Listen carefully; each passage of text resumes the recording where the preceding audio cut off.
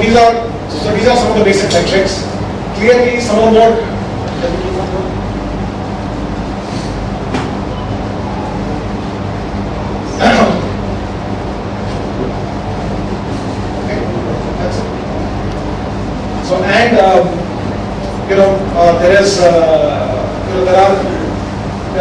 there are sources. So there are traffic sources that you set up so that you create business success for your site. There are search engines that you put your traffic on. There are referring sites. There is direct traffic. So these are primarily the three interesting sources of traffic of which you create success for yourself. So getting into a little more detail.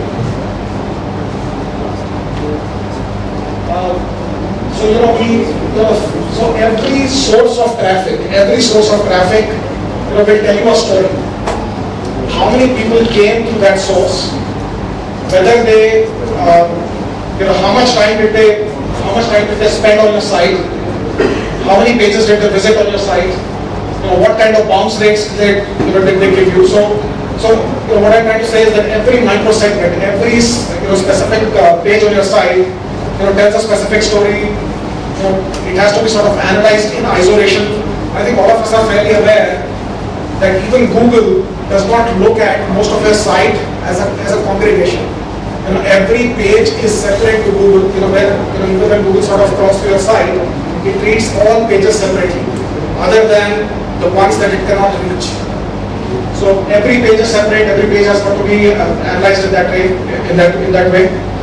Now, Google Analytics also tells you a source of referring traffic. So these are sites that have brought a certain amount of traffic to your web application. So in our business, for instance, when we do this analysis, we generally, for the sites which are right at the top, we try and sort of create a stronger commercial relationship with them because they are driving a certain amount of success. So long as the bounces and the user behavior is good, we try and sort of create a stronger commercial relationship with them, and that's how we drive our business forward, or the business that is related to our publishers forward. So that's what we do. Moving on. Search engines is another great source of traffic, but of course everybody already knows about this. I'm not going to spend too much time here. Landing pages, so Google Analytics obviously gives a lot of information on key landing pages. That's something to be looked at and optimized and sort of set up further. So the way we sort of look at our business, so we generate a lot of data for publishers that carry out advertisements, and invariably there are two things that we look for. Is there adequate amount of engagement? Is the time spent on a landing page is fairly high?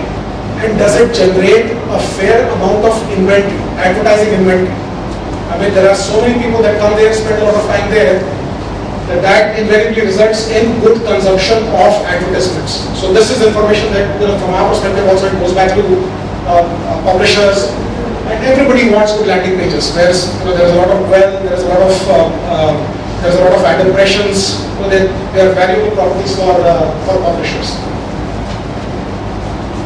So given that the awareness of the people in the room is fairly high, so what I'd like to do is sort of spend some time here, in putting some thoughts on the table. So search versus display.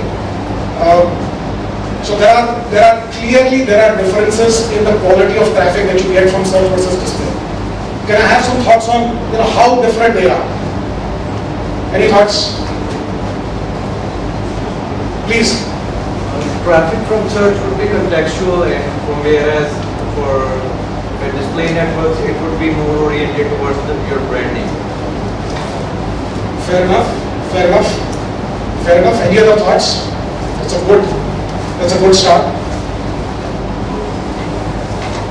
So when we work with brands, they view internet primarily as a direct marketing vehicle. Is that a surprise? It's not viewed as a brand marketing vehicle. Is that a surprise to some people? It's purely viewed as a mechanism to engage and create some specific responses, some specific actions. So even when you, believe it or not, even when you have brands like brands like Procter & Gamble or Dove or shampoo brands, they look to create specific interactions which are called as brand activations. How many people have heard of brand activations in the room? Okay, so let me explain. So brand activations are, so how many of you have sort of received magazines or newspapers where there is an offer of a sample package or a sample product set? So there you are, that's a brand activation.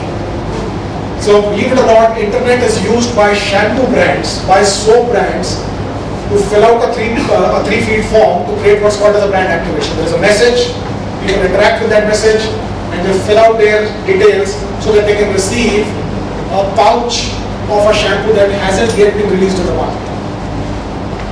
So clearly, internet, most media plans, most brand media plans tend to view internet as a direct response, as a direct marketing device.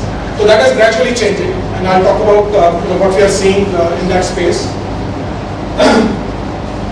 So with that background, when media plans are created, there is always a trade-off between search and display. So people talk about the kinds of conversions or the ROI that they get from search versus the search versus display, although the two are completely different products. So like the gentleman over there pointed out, search is highly contextual. Search creates an interaction based on a specific need, based on a specific question that the consumer has in mind, whereas display actually has a brand message.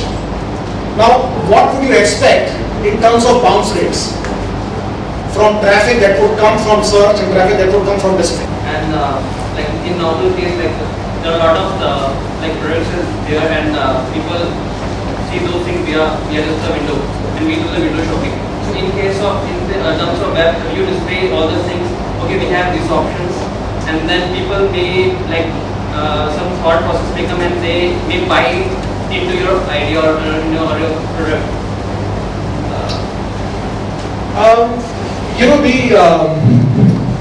While there is a certain amount of correlation between search and display on bounce rates, and in general you guys are correct. So again, let's take a step backwards. The bounce rates are usually correlated by not, high bounce rates are correlated to not fulfilling the promise with which you are getting the consumer on your page. So remember, how many of you have tried to sort of look, when you're buying search keywords, you say, what, my primary search keywords are very, very expensive. I'm going to explore the long tail. So I will try and look for keywords that are cheap, but they are not very tightly related with the primary idea, with the primary brand message or the primary segment that I'm after. That is when you are in the danger of your brand, of your bounce rates going high. Similarly, on the display side, if the creative is extremely critical. If the creative lies, The other keywords, from where you will get your traffic from. Interesting. Anybody else care to sort of put some thoughts on the table? Go ahead.